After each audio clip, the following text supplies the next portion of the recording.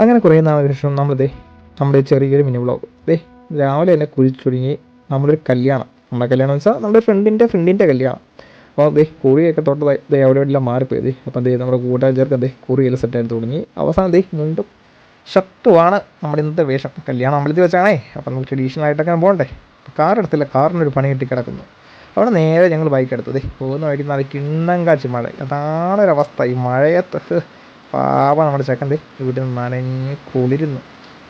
അങ്ങനെ മഴയൊക്കെ കുറച്ച് ഒതുങ്ങി ഞങ്ങൾ പോകുന്നത് നമ്മുടെ ആറിലൊക്കെ നല്ല വെള്ളം കയറി. അവസാനം ഞങ്ങളിത് മണ്ഡപത്തിലെത്തിയപ്പോൾ നല്ല പൊരിഞ്ഞ മഴ. ഒരു കൊച്ചു കുടുംബം ഇരുന്ന് എന്തൊക്കെയോ കാട്ടുന്നുണ്ട്. അവസാനം ഞങ്ങളിത് ഇപ്പുറത്ത് മാറി നിൽക്കുകയാണ്.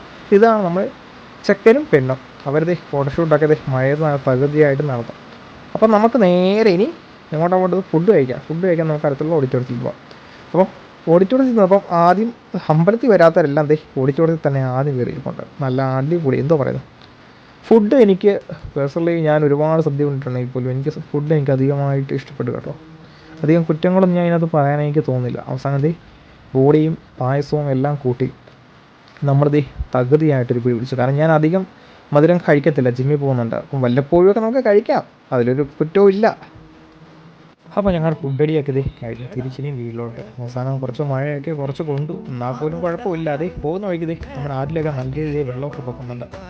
അപ്പം അടുത്തൊരു വീഡിയോ സന്ധിക്ക് പറയും വണക്കം.